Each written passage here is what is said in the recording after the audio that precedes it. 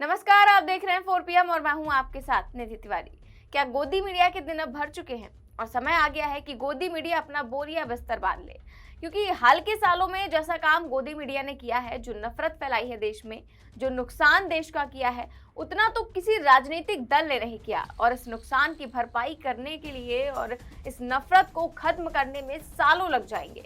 लेकिन वो कहते हैं ना कि जैसी करनी वैसी भरनी। इसीलिए हालात ये हो गए हैं कि बड़े बड़े चैनल्स की हालत खराब है, जिनके लिए आप सोचते होंगे कि वो बड़े प्रॉफिट में चल रहे हैं, बड़ा पैसा कमा रहे हैं, बेशक कमा रहे हैं, लेकिन उनकी व्यूअरशिप आधी हो गई है। प्रॉफिट की जगह लॉस हो रहा है, क्योंकि ज्यादातर यूजर्स हम जैसे चैनल्स की ओर शिफ्ट हो गए हैं, हम जैसे पत्रकारों को पसंद कर रहे हैं, सुनना पसंद कर रहे हैं। और हालत ये हो गई है कि अब बड़े बड़े चैनलों के मालिक यानी कि मुकेश अंबानी जैसे लोग भी बड़े स्तर पर डिजिटल पर पैसा लगाने की सोच रहे हैं। जी हाँ, वरिष्ठ पत्रकार दीपक शर्मा ने इसे लेकर एक लंबा चौड़ा ट्वीट किया है। दीपक शर्मा ने लिखा कि माया मिली न राम। पिछले 7-8 वर्षों में गोदी मीडिया की सिर्फ साख ही चौपट नहीं हुई, आमदनी भी 40% से अधिक घटी है।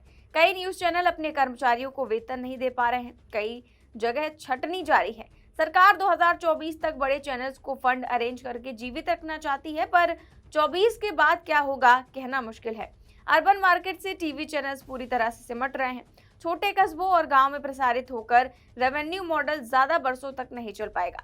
विज्ञापन का एक बड़ा हिस्सा डिजिटल कंपनियों में जा रहा है। डिजिटल का कम बजट और स्टाफ का मॉडल है, जहां पर 150 से 200 कर्मचारियों वाले न्यूज चैनल वाइबल नहीं है।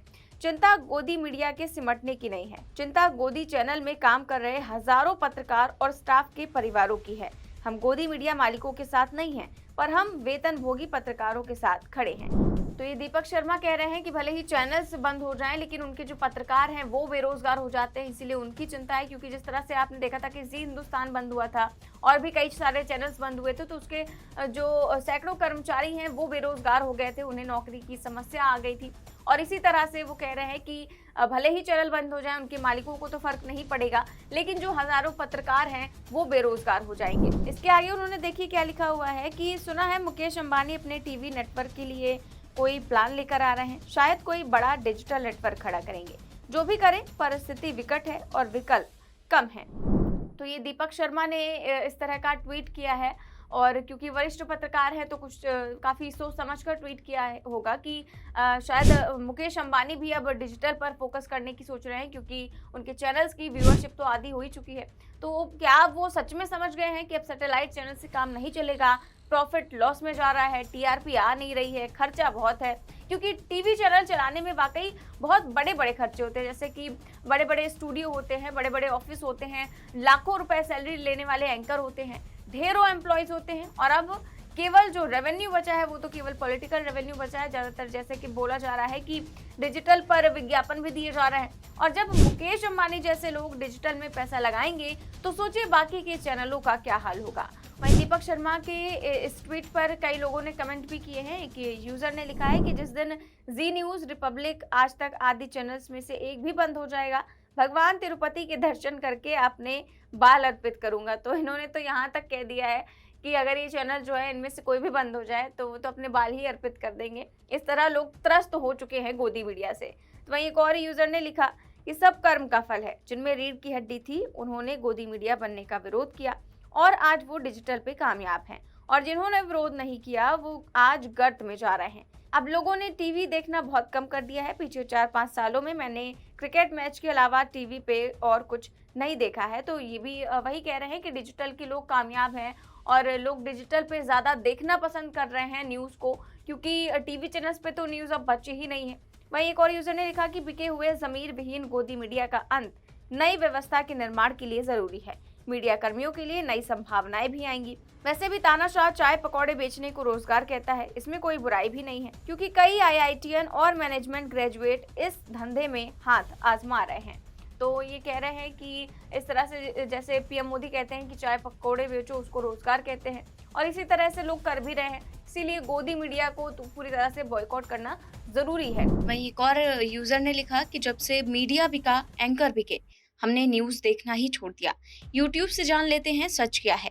प्रिंट मीडिया फिर भी थोड़ी हिम्मत कर लेता है, चैनल्स तो एकदम झूठ परोसते हैं, चाटुकार। तो वहीं एक और यूजर ने लिखा कि नुकसान तो बॉयकॉट 14 एंकर्स और छटनी किए गए पत्रकारों का हो चुका है। मालिक पर कोई हाथ नहीं डालता, न पक्ष न विपक्ष।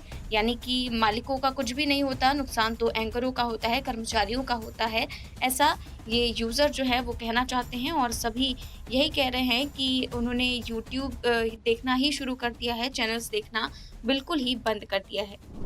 तो हर दिन जो है लोगों का मोह भंग होता ही जा रहा है और उसके जिम्मेदार मालिक हैं, कर्मचारी नहीं। पहले मीडिया की एक साख हुआ करती थी, बड़े से बड़े तानाशाह इसके आगे नतमस्तक हो जाते थे और आज स्थिति बिल्कुल इसके उलट हो गई। और यही वजह है, इसी वजह से गोदी मीडिया के चैनलों की कोई इज्जत बाकी ही नहीं रह गई है और यहाँ तक कि जो विपक्ष है, इंडिया गठबंधन है, उन्हें भी बॉयकॉट करना पड़ा है, कुछ एंकरों को, कुछ प्रोग्राम्स को, कुछ चैनल्स को। ऐसा आज तक कभी भी नहीं हुआ, पहली बार ऐसा हुआ है कि एंकरों को बॉयकॉट करने तक की नौबत आ जाए, क्योंकि वो अपनी हरकतों से बाज तो आएंगे नहीं, हमेशा प्रवक्ता बने रहते हैं, विपक्ष को कोसते रहते हैं, उन्हें बोलने का मौका नहीं देते हैं, इसीलिए शायद उन्हें बॉयकॉट किया गया है और करना भी चाहिए। जिस तरह की रिपोर्टिंग गोदी मीडिया कर रहा है, आप देख रहे हैं इस समय बड़े स्तर पर युद्ध चल रहा है विदेश में और उसको लेकर जिस तरह की रिपोर्टिंग की जा रही है, बड़े बड़े चैनल्स जो है वो अपने एंकरों को, अपने रिपोर्टरों को भेज रहे हैं युद्ध की जगह, और वहां पर वो लोग जिस तरह की रिपोर्टिंग कर रहे हैं, और वही नहीं, जिस तरह के थंबनेल्स आप देख रहे होंगे कि टीवी चैनल्स पर लगाए जा रहे हैं कि